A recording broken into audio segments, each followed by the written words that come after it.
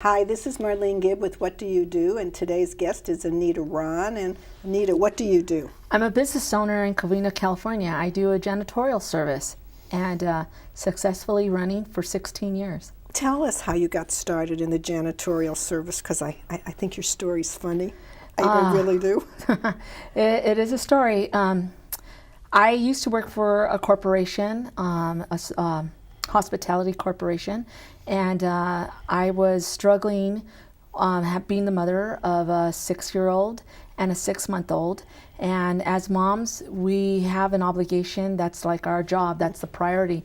And I loved my job extremely a lot. I was doing menu planning and scheduling and for K through 12 in the food service program.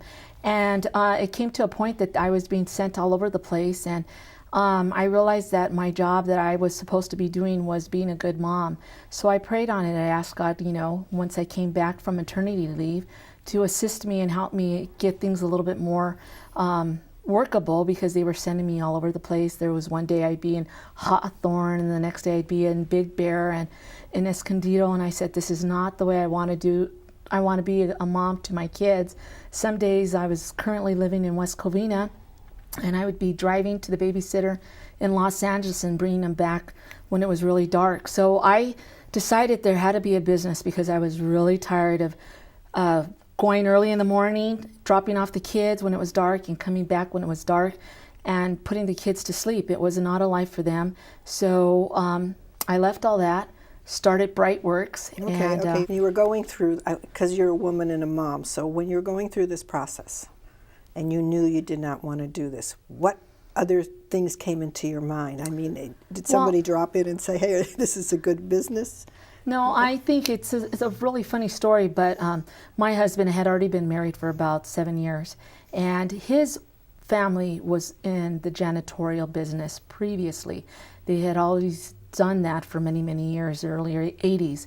And so when I met my husband, and one of the things I had asked him, so what do you do in San Jose for fun? Because as a graduate from the University of Laverne, my first job I took was with Marriott up north. And when I was talking to him, so what do you do for fun? And he told me, someday I want to start a business, a janitorial business. And I thought, oh, that's weird, but okay, I can, just deal with that.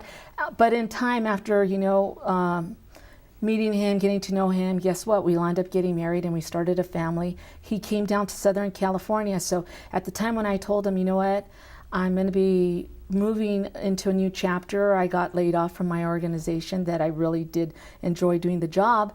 But he said, you know what, this is a time maybe we could do that dream that I always thought maybe janitorial would be a good thing.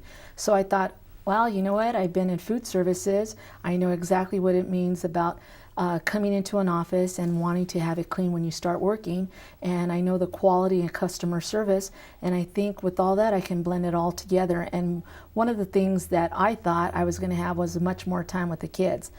But as you know, and time goes on, 3 vacuum cleaners, $700, and then 16 years later, now with 60-something employees, there's not a lot of time, but there's a lot of fun, and it's still a roller coaster that I do enjoy doing. When he talked to you about this janitorial, I mean, because you did come out of hospitality, I mean, there's a big difference between, in a way, hospitality. Well, not exactly in food services, because in food services, there's a cleanliness that has to be met in order to make sure that there's no cross-contamination, and also to make sure that you're serving healthy meals to your customer. So I already had come out of that mentality, and I had already had the education and knowledge and training that you got to get certified for that. So what I did was take all those specialties that I learned in that environment and basically put it into the general cleaning environment. And it worked really well, because what it did was actually everybody's expectation of cleaning is here, and what BriteWorks did is we lifted up the expectation. So then we're always meeting that need for them. And what we did was, another thing was put it more, what are your needs? What are your real cleaning needs? Because someone who has a large facility over 150,000 square feet doesn't have the need of a small organization that's 25,000 square feet. So we really try to narrow down and uniquely meet that need, the scope of work for that client, to give them an affordable service that they can enjoy. And the biggest thing is to actually provide that friendly cleaning environment, because I tell you, that's something that no employee wants to come in and clean the toilets. No one does. Yeah. None of us like it here. I mean, Yeah. none of us like It's it a here. hardship. It is. It is. Before we get to that, I want to back up. How long did it take you, realistically, to do this business plan, even with all your background? Did you have to go through certification in janitorial cleaning and all this? What SBA says, the first 5 years are probably the most hard years that a business, and if you one out of 5 businesses succeed. Right. And if you're at that point, then you know there's something that you're doing something right. I will tell you honestly, in a sense, that it was doing like a 24-hour shift. I mean, we're in janitorial, so we're cleaning at night. But in addition is you're putting your proposals together. You're meeting the needs of your clients. They want to talk to you. They want to see Anita Ron. They want to say, are you meeting my needs? Are you able to do this? So for the first 5 years, not only were we trying to get over the situation of starting a business, but in addition, getting over the whole thing about your 24 hours when you're working for BriteWorks 7 days a week. And through the whole process is giving up a lot of that quality time that you could just say, today is Saturday and Sunday and I don't have to think about work anymore. Well, that's not true. Our hat was always on. And I say our because there was a lot of people, a lot of my employees that we got started with that, you know, they worked hard in order to get where I'm at now. And talking about this employees, that the first 5 years, what was the first, let's go back to the very first year. You said, okay, I'm starting BriteWorks now. It's going to be a janitorial service for businesses. You knew you were going to be business to business rather than business to consumer. Exactly. Well, what made you make that choice? Because I wanted to still be in the professional arena. I enjoyed interacting with professionals. I enjoyed still assimilating with people, and the professional, just going into a building and knowing the environment there kind of excited me. And it's kind of fun when you can go into an organization that you remember it when you were a kid. Right. So for me, I knew it had to be business to business. So first thing was I told everybody I was going to get into business. I told my family, I have a large family, and my brother was like, hey, you don't even know how to clean your house. How are you going to do that? And I was like, well, thank you very much. And even in the first 5 years, I mean, I was getting calls from siblings and friends from college and like, hey, I wanted to let you know I went to a gas station, or I was in downtown Los Angeles and I think someone stole your van. And I'm like laughing. I'm like, no, it's my crew and no one stole my van. We're growing. So it was like for them to actually believe in the whole process too. As you tell more people, and you hear that once you tell one person, then another person, they like you and they tell another 2 people, and it grows and it grows. The same thing when you have like over 100 people knowing that this is what Anita Ron is going to do, they're going to start a janitorial service, then you have to do it. There's no way to fail. And the thing about it, when we were doing it, we had just bought our home, purchased our home. We were on a mortgage, and then we started it in '96, and a year before we had just bought our house. And that was one of the reasons why, you know, my brothers thought that I was crazy. Because here you're quitting your job. Both of you guys are 2 professionals, and one of you, you know, you need 2 incomes these days. Right. And so that was the thing. I just thought I can't fail because I have to put food on the table for the kids, and I also have to pay my mortgage, and that was something that I was not going to have a hiccup on. When you decided this, were you going to go? Well, who was doing the going out on the sales? You? I seem to be better on it, and it's the funny thing is that he was still working. This is your husband? Yes, he was still working. I started the business in December '96, and 6 months later he got laid off. And so basically what we had said, the person that finds the next job is going to be the one that's going to run the income for the household, and the other one is going to be the daredevil that's going to go out there and grow the organization.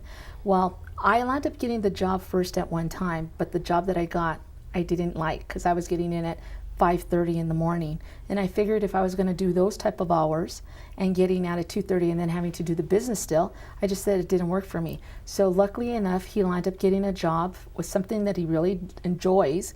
He's a software engineer, so it was something that he's now been working for his company for the last or the organization that he works for the last 17 years. So the neat thing about it is it complemented each other. He did something that he liked, and God provided me with the resource that I like, because one of the things I do like about BriteWorks, and I'm pretty sure that many of my employees could say, is the people you meet. Oh, yeah. The places you go. Yeah, yeah. The experiences you get. I mean, I would have never have thought I was going to go into some of these organizations that we provide services for, and these are products that I've used when I was a kid, you know, drinking their beverages, you know, going out partying and seeing some of the products that my clients are providing, and now I can go in and say, I know how that is done. You know, it just the fascination of seeing that some of the products that we're actually servicing when it comes to coffee creamers, and you know that your client did that, and perhaps that was a day that you were walking in that they did that production, you know. So that's kind of the neat things that you get to see. That then you meet a lot of municipal cities, and you get to go into areas that you never would have thought. And meet people. When you started doing this, you didn't go after the biggies right away. No, not at all. You really, And I mean, and how many employees?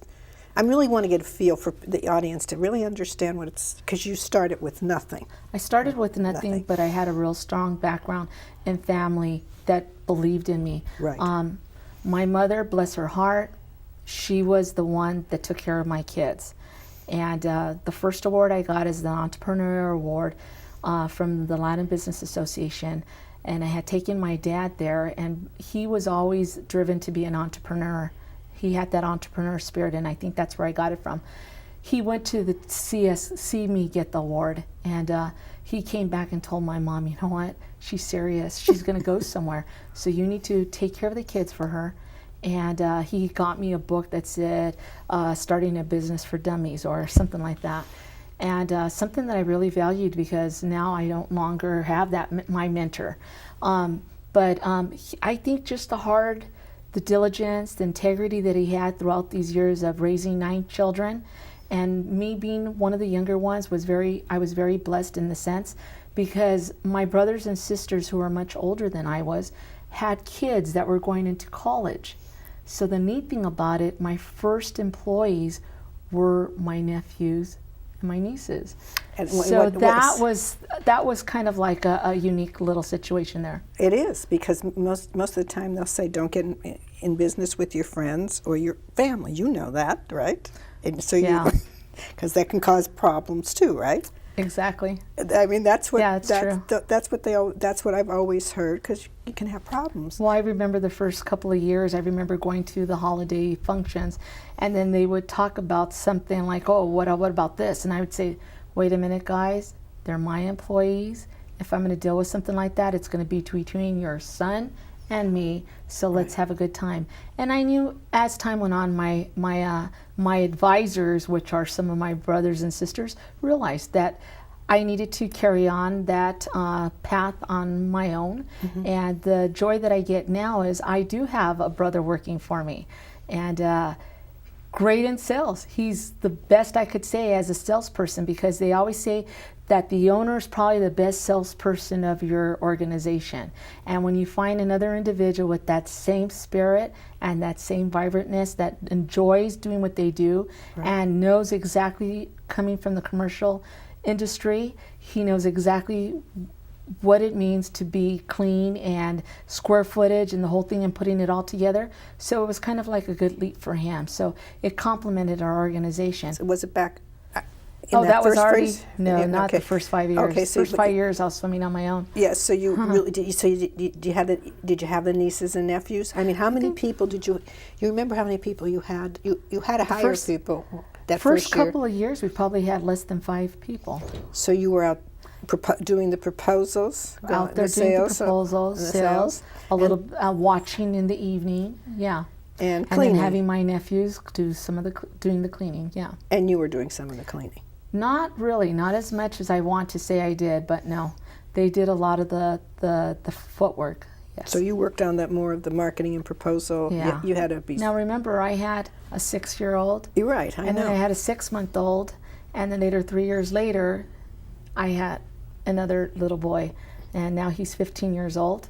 Right. And that little 6-month-old is now 17 years old, and my 23-year-old daughter, who was 6 at the time. Yeah. Yeah, well, this is important because, you know, I used to read the magazines years ago, you know, and they say you can have it all. You can't you can, but you have can't. to balance it. You really have to balance Yeah. it out. And since you're a real mother and you're a real business, I really wanted you on the show to talk about a woman owning a business, what that's hers. I think in all aspects, you have to realize one thing. As an individual and as a mom, you're not perfect. But yet, if you give what you know it's going to take for those kids to be good, healthy citizens of their community, then you've done a great job. So what I've tried to do is balance it all. And there's times, yes, I will admit, I brought my kids into the company and they were there, Mom, can we go home? No, just one more minute. And that one more minute took another 20 or an hour more. So those times I probably wouldn't like to magnify that, but it gave them some, I think, internal how important it is to work hard. Nothing's given to you. And if you work hard and you keep relationships and you are committed to do what you said you were going to do in the first place, and you make an impact, then it's going to make a difference, whatever you do. And Right. for me, I just felt like if I told you I was going to do this for you, then I would do it. I wouldn't hesitate to do it. And vice versa. And in my community, if I was going to do a kind of like a fundraiser or serving in the Lions community, because that's where I've been involved with them for the Lions International and West Covina Lions for the last 14 years. I started putting things in place that were going to help me be that successful individual for me personally. You have to find out inside, what are your likes? What do you really think you can do good Right. at that people would think that, you know, I'd be willing to pay for that service or the product that you're making or selling, and then deliver the product and believe that your customer is a valued individual as well, and you want to give them the best price, the best product, the best service for what you're charging them. And you know, some days your customer is interested in knowing about something else. You build that relationship, and I think that's the thing that BriteWorks has done really well. We've decided that, you know, we always have to make sure that the customer is getting the service that is needed and everything else, and knowing that we're empowering our employees to provide that service. When you were doing this, I mean, now this is now, and I just want to go back and forth in time. When you were back in the 5-year period, how many? I listened a lot. So I went to a lot of functions.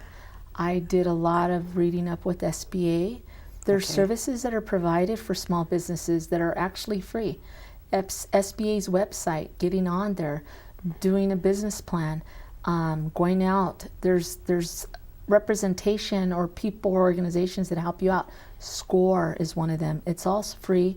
You just have to believe and work hard enough. Meaning that it's, how should I put it?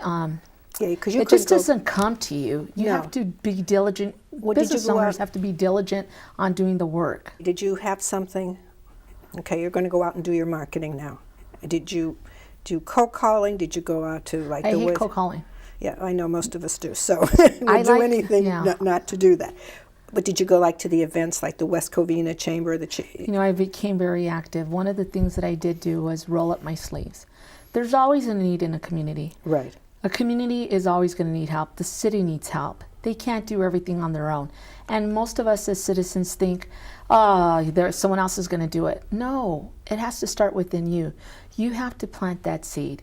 When I started BriteWorks, I planted that mustard seed. And I watered it, and what I mean by watering it, I gave the time to volunteer on certain things.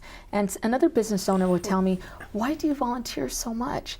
I mean, you're not getting paid for it. But that's not the process of the whole thing. The process is if you give back, actually you're doing your own marketing. People start seeing, hey, do you know that individual, that little short lady? Her name's Anita Ron. And you know what? She really helped us out here.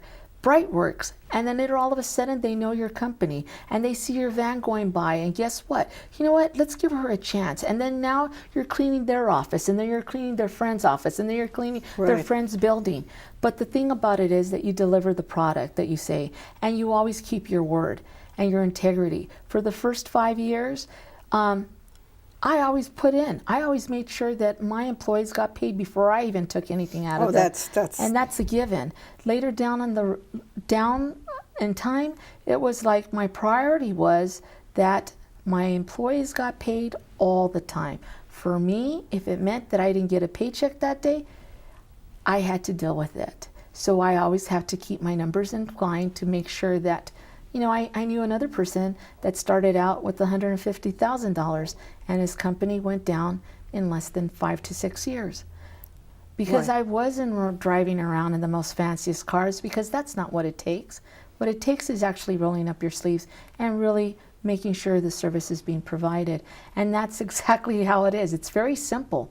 Very, very simple. Yeah, I know, and we make it more complex.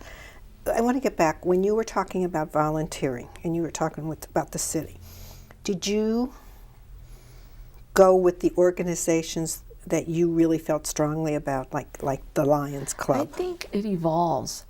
The first organization that I got very active with was with my local chamber, and I think every resident should do that. Right. Because they're there to provide a service, and the knowledge that you get from them and what you get from other business owners, they've gone through it or they've been through it, and they're so willing to open up their hearts and tell you, I did this and it didn't work. Well, you know what? Now I'm not going to take that path because I know it's not going to work. So I became very bonded with a lot of the business owners in the community.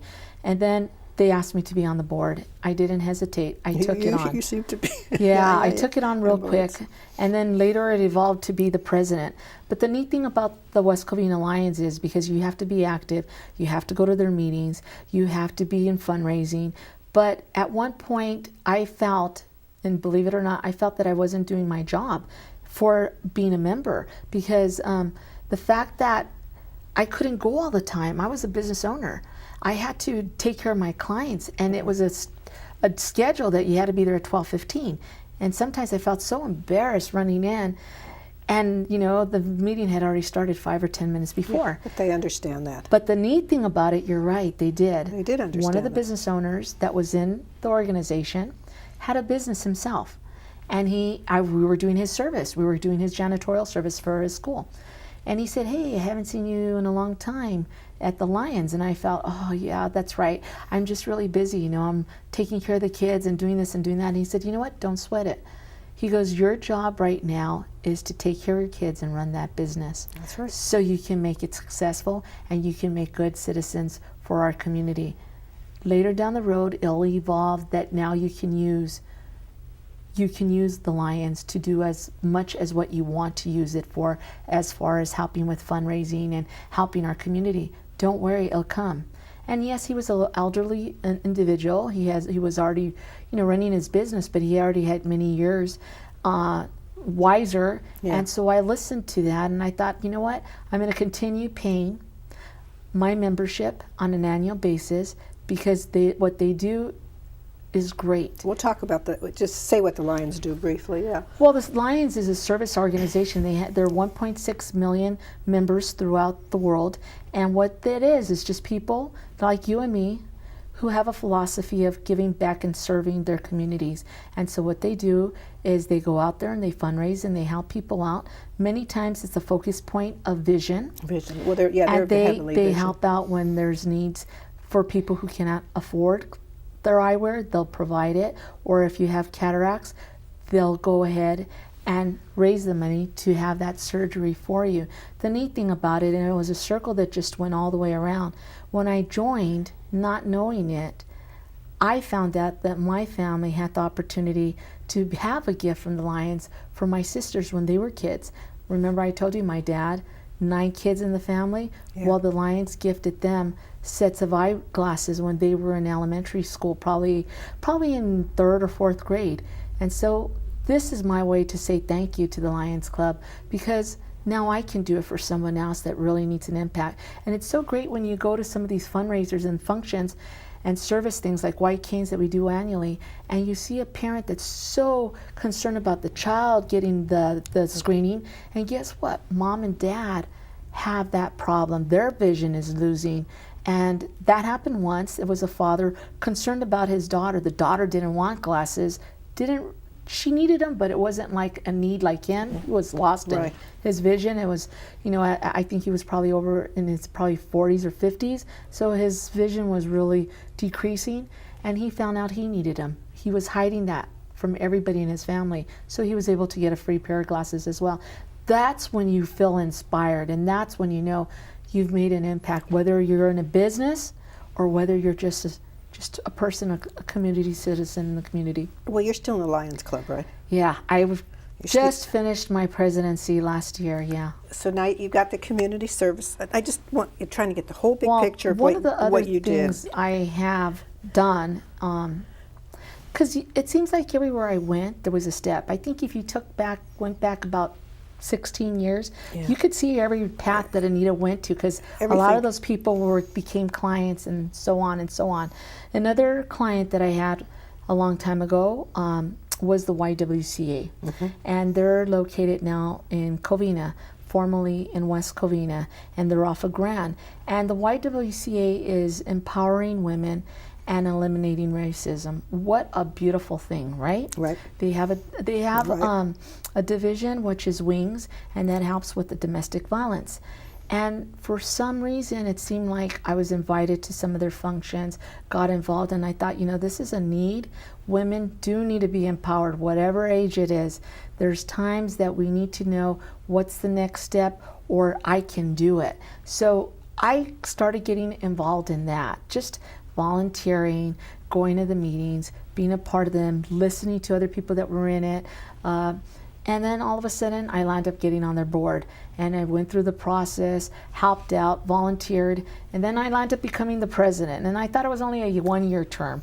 And then later they said, no, Anita, we can extend this for a couple of years if we need to. So that's the way it went. But, you know, it was just a joy, because there was a lot of background that for me, you know, my sister was killed because of domestic violence. So that opened up a door that I was able to at least understand, and not only that, to help other people so that doesn't happen to any mother, any sister, any neighbor, any coworker. Many times we don't know what our women are going through, and this was my way to say, you know what, if you need help, I'm going to be there to help and serve. So that was one thing. It just evolves, and it keeps on evolving. Well, so you had the service part of who I you had are. the service part of which you it. melded into who you are. And then you had the business sense of That I really love. that you really love. So 5 years later, where were you? 5 years later, to be Where were very you? honest, I had pulled a very considerably large equity line on my property to keep the business moving in the right momentum. And my husband told me, if you don't pay it off in 3 years, this is over. This is over. And I was like, no, it's not over until Anita Ron says it's over. Yeah, it's but- not over. And so what I did was, you just don't go and tell a woman, any lady that's in a businesswoman, that it's over, because they'll refuse to say it's over until they know it's over. And so what I did, I accelerated. I just went ahead and, I don't know, it just blossomed up, because in 1 year I paid a very large debt that I had to pay back to my own personal home, Right. which was considerably high, and he was surprised. Did you just decide at that moment when he kind of gave you this ultimatum type I of was thing? like, you're not going to take away everything I worked for. Yeah. But And did you start getting into gear?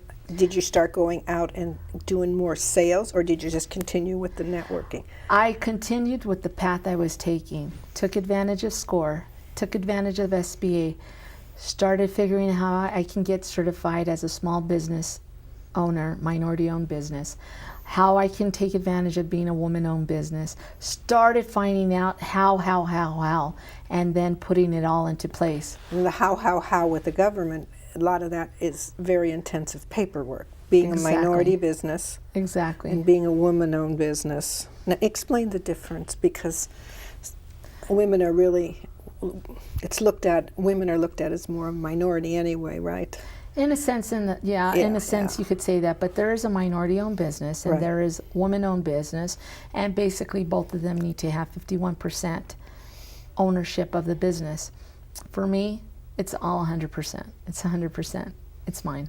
Okay. And but a lot of women, you know, when they have that, it helps you out. Yeah. It doesn't mean that you're going to get the business. Right, right. But there are many stipulations, like in corporate America, where they're willing to award a certain percentage of business to those criterias: minority, woman-owned business. So this is what I would recommend. Okay. No, Husband and wife start a business up. Right, Okay? exactly. A lot of the men don't want to relinquish that. They want to be 100%, but obviously it isn't, and it really is 50-50. But if they really wanted to go ahead and start being able to utilize a certification like that, then give that 1% away to the wife, even though you're married to her, so it's still 50-50, right? Right, right. And use that certification. Use it, get it, and have her be the lead of it. How long did it take you to get this certification? Because I remember filling out that paperwork. There was a lot of paperwork. It's very intense. There is one certification. There's several of them.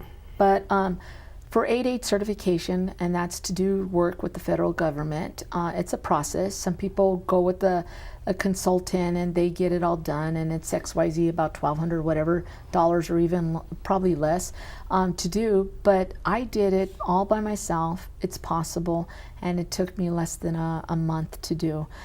You submit the paperwork, you submit it with everything, and they basically they tell you yes or no, or these are the documents that we need. It is possible. You just have to sit down and get it done.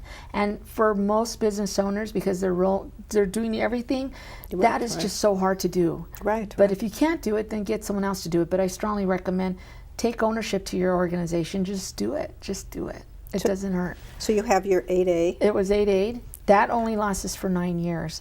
But then later, there's another organization. It's called the Southern California Minority Development Council, and basically what they do is they certify you as that minority business.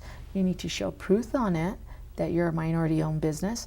So what is considered is women in that one considered minority? They do not certify you as a woman. Okay. Okay. They certify you as a minority, Okay. and you need to show proof. And so that's a renewal process that you have to do annually, and you show proof on that. And what they're looking for to say, hey, you are in business, you own the business 100% or whatever have you, that it's yours, Right. and you are minority. Okay. So what other certifications did you? You could do women-owned business, Okay. and that is with WeBe. There's so many that you can do, but if the certification is going to help you be able to get an award, a big account, then go by all means do it. The only thing I would say is it's human nature for humans to want something big immediately. I'm not going to get And into it doesn't work that way. Meaning you have to put the path, get a lot of small ones that are going to carry you over. And then later, then try to get the big one once you have a little bit more cash flow. And then you continue gradually growing. I know a lot of business owners, what they do is they think, oh, no, we're going to get the huge ones. But if you don't have cash flow, and believe me, at the time, And you have $90. we didn't have, we only had $700 to start out with. There was not cash flow. But we've grown, we've evolved. I mean, yes, we were a home-based business, I will admit that. We were small, and it was being run very quietly from the home. Don't worry, the city knew about that because I had everything registered, and we even were awarded from the city the Home-Based Business of the Year award when we were living in West Covina. But in time, you evolve, so then you need to be willing to take that next step. And you can't expect everybody to invest in you. You can't expect to go into a bank and say, I need, I want, give me a loan. Are you investing in yourself? How much are you really putting in on your own? And when you start really putting in your half of it, then it starts coming easier, because then later the institutions realize this person's serious. They're putting in some of their own sweat equity in there. Do you feel that they're still prejudiced towards women? You know, I'm not going to say that anybody's prejudiced toward women, because you know what? As women overall, I think we're much stronger, we're much smarter, and we're able to handle ourselves. Right, So I'm not going to say, oh yeah, that no, I'm not going to say that at all. I'm not going to say that there's prejudice. I don't know about the salary cap because I know there's still a little bit of that, but thank God I'm not in corporate America, right? Right. So I would just say you do what you do as a woman, and if you feel that something's not right, then research it and figure out how to make it right, because that's the most important thing, is that it's all equally run and operated. So let's go back 5 years. So you're at the 5 year, we've got you at 16 years. So we're at the 5 year mark. So you're okay. You get the right people in place, and sometimes you didn't get the right person in place, and so it's kind of like a hiccup every time. I mean, I'll give you even a secret. For me personally, when I'm going to go on vacation, I don't tell anybody. Probably the only person that really knows that I'm going out is probably my secondhand person, who's Oscar. You know, he's the one that knows. And the reason why I don't do that, because all hell happens when the owner's not around. Exactly. You know, the day before you're going to take off, guess what? Your main person quits on you. Right. And you're like, oh, and it's happened more than once. So for me, it was like, no. Taking little steps, hiring the right people, putting and implementing the proper procedures. So I think between probably 4 and 7, it was implementing the right procedures, implementing things that corporate America would want to see a company like yours to be a part. You know, if you're going to do business with them, then you better start acting like you are like them and putting those processes in place. And you know what? I must say, a lot of my clients were the blessing in disguise, because they really want you to succeed as well. So what they would do is kind of like, how's the business? Oh, it's going great. Well, you know, have you ever thought about, you know, different systems, whether it was, you know, total quality management, customer service? They would always give you something to read or something to think about. Or, for example, we bought our building. I would say in 2010, we moved out of our 1,200 square foot facility, our little office over there in West Covina, and we landed up getting into a larger building that met the needs for my company. And some of my clients at the time, you know, I was asking them, what do you think? Do you think I should do it? Is it? And they were the ones that were saying, you know what? If I had money, I'd invest in it because I know you're going to do it. And that's the neat feeling. I think that was just empowering me more to do the right thing. And that was continue. a big leap of faith, because that was a lot of money going from 1,200 square feet to you see I've been over there, so I mean, it's huge. Yeah, so that, and the streamlining of the business, that's very important to have systems. I mean, it's processes and systems is what is going to help you succeed. Procedures, getting from everything from step 1 to step 2. What does this person do? How do you open up your office? The whole process is going to help you, because that's what's going to free the business owner. That's what's going to actually allow you to go on vacation someday. The beginning, you're not going to be able to. You're going to have to be hands-on. But as time goes on, people with instructions do wonders. And the other thing is it frees you to be more creative, because if you're in the daily routine, it doesn't help you at all. Because you're stuck in the daily routine and you're trying to see a bigger vision, but yet you're getting caught up in everything, every fire that goes on, because they'll call you. You trust your employees too. Exactly. Well, you know what? My thought is this: that when I take my break at night and go to sleep and rest for the day, for the evening, my employees, thank God for them, because they're the ones that are still up there, and they're the ones that are cleaning and making sure that there's a clean, safe environment for my clients. And every award that we've gotten, or everything that I've done, is because of their diligence and their commitment to make sure that the service is being provided with the right quality.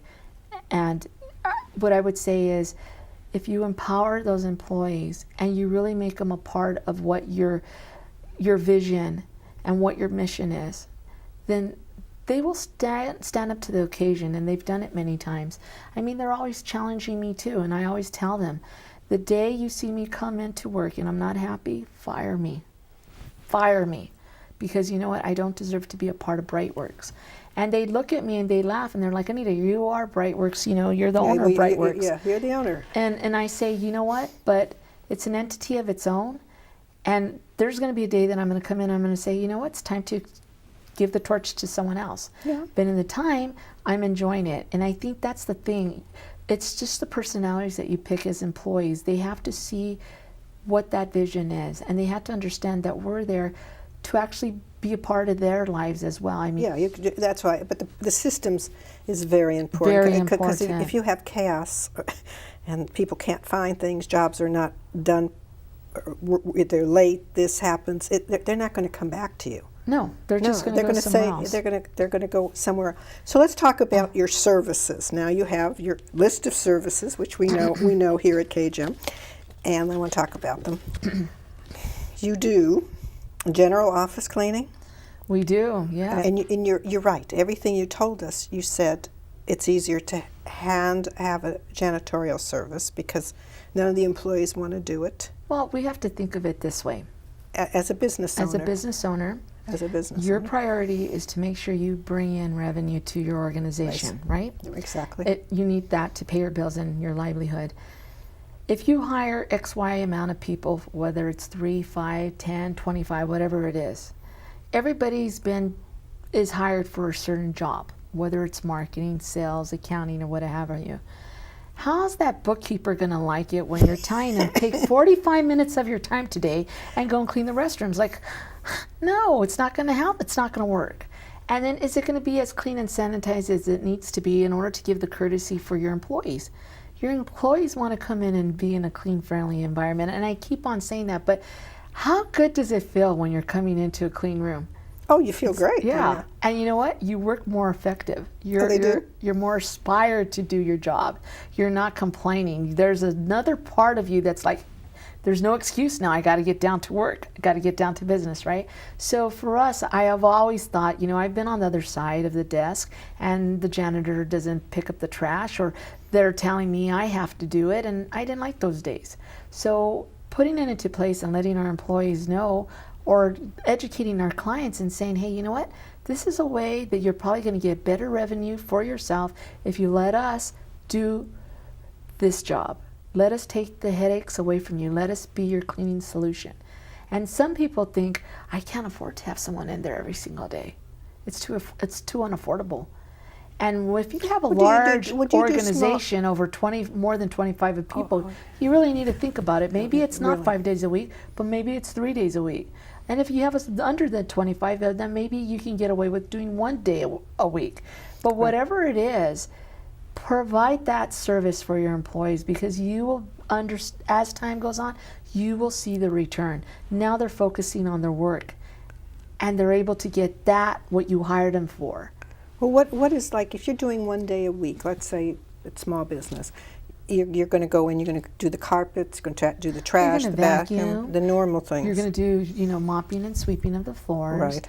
You're going to do the sanitation of the restrooms. That means, cleaning the toilets, the sinks, the walls, mopping and sweeping of the floors in there, and stocking the paper towels, the soap, and everything else to make it look fresh and clean when someone goes in there. And then you're going to go ahead and do some dusting, light dusting on a regular basis, or detailed dusting provided on what the client needs. But what you're going to do is maintain it. Because if you don't maintain it, and many people, and you could see it, next time you go into a large company or a business or a store, and you see that little griminess on the door when you're walking in, then someone's not taking pride on their facility, and there's a need there. Yeah. You go in and you don't see those floors being nice and polished like most supermarkets do. There's a reason why supermarkets invest in polishing their floors. It's inviting. So if you're in retail and you are not getting the clientele that you wish you had, or maybe you had before, maybe get out of the box and review it, and maybe it could be a little bit about your cleaning services. Maybe there's something that you're missing. Maybe you've been in the box so much that you don't see everything. Maybe you don't see the glass doors that have been, that have fingerprints. Right. How many people want to go in and touch a dirty door to get into your business? I don't. I personally don't. I'm sure you have a sanitizer in your purse. Well, I think it's very unconscious. I prefer them asking me, how's everything? Did we provide the service that we needed to provide for you? Was everything in the aisles for you? I would prefer having that, because then I know they're really giving me that quality customer service, instead of telling me, or me hearing that, Jane or whoever has you still has to go and clean those restrooms. Well, Doesn't they make get sense. resentful too, because it's like But it happens. It's an additional. What else do you do? Now let's talk about your services. Oh, we just do anything about anything when it comes to cleaning. I mean, You do one wood of the service, floors. we and do you wood advise floors. about wood floors. You give advice about Yeah. wood floors. I know that because you did our wood floors and you did the studio. What else? I think And you were very good, I have to say, because they're wide. This is a television studio, right? So there are wires and cables and everything. And we were there, and you did everything real well. Because I was concerned about all the wires, the cables. because I think businesses that have a lot of this, that's on their mind.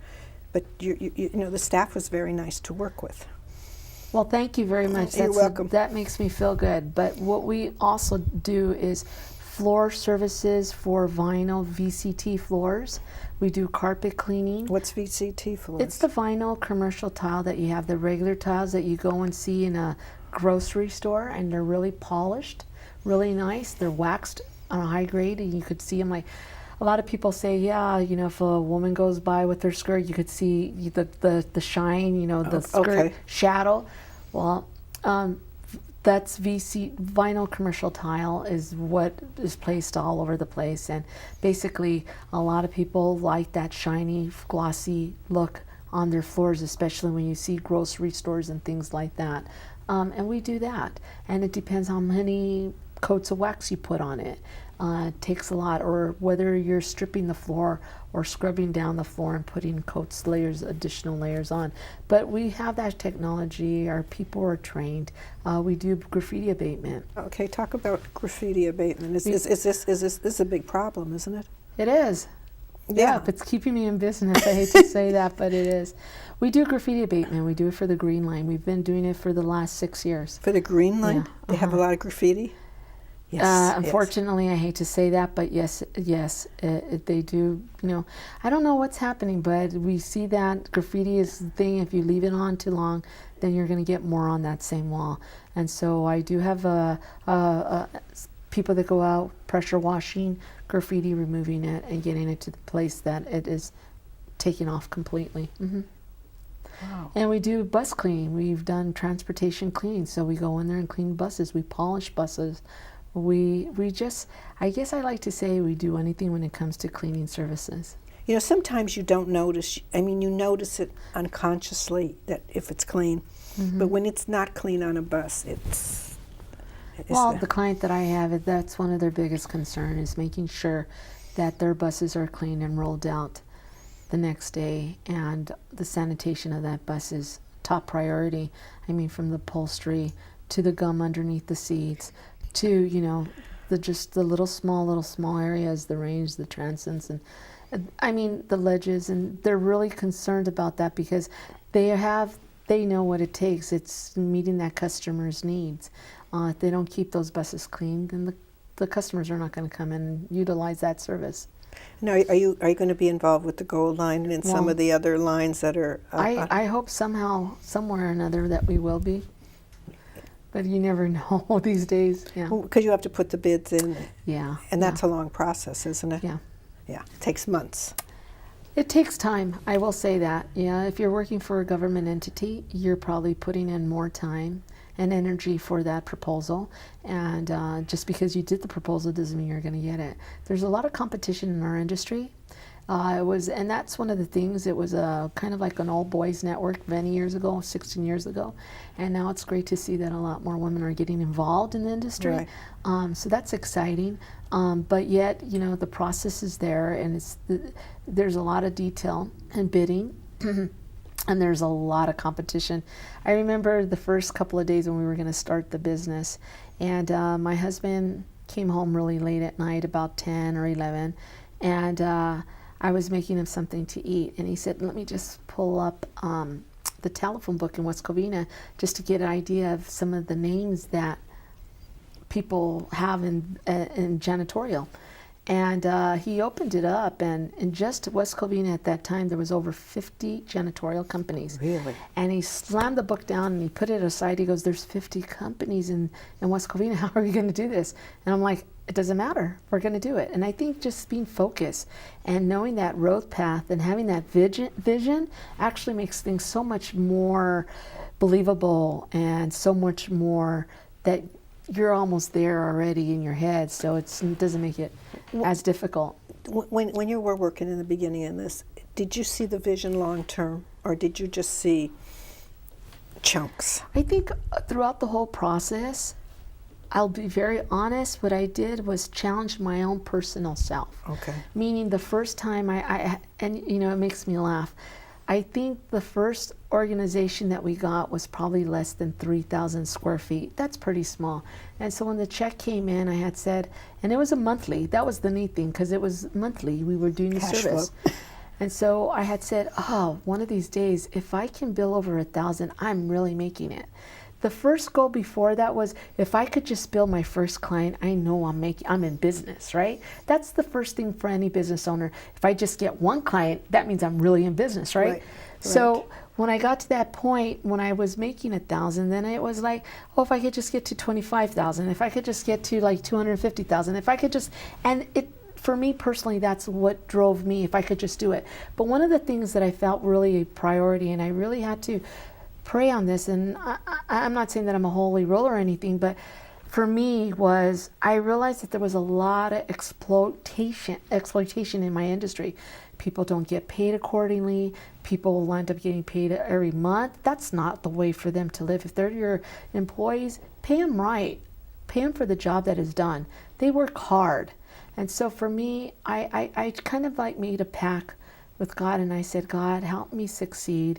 Help me grow my organization. Help me as a woman business owner keep the door open, and so then more can come and work for me, so then I know that they're taken care of. Because out there, it's a real tough world, and some people in my industry don't take care of them.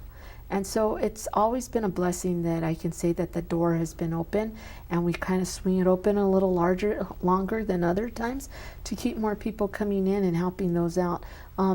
For me, I think that's the rewarding. I think after I started seeing it on a dollar process, and yeah, you have to be accountable, you have to control your books and things like that. But for me, it was, how many employees am I going to get to work for me now?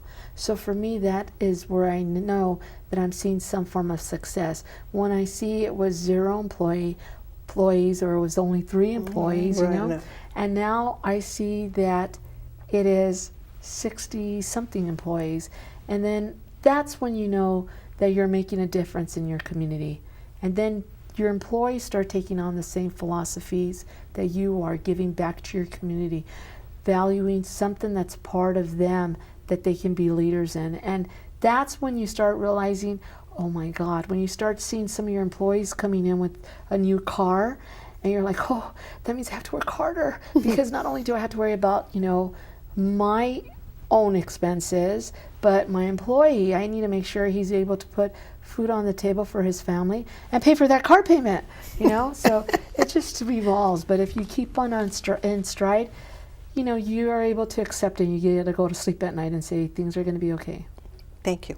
What I want you to do now is face the camera over here and say your name, your telephone number. My name's Anita Ron, and I'm with BriteWorks Incorporated, located in Covina, California, and our number is 626-337-0099, and you can reach us on our website, www.briteworks.com. Thank you, Anita. Thanks so much. Thank you for having me. This is Marlene Gibb with What Do You Do?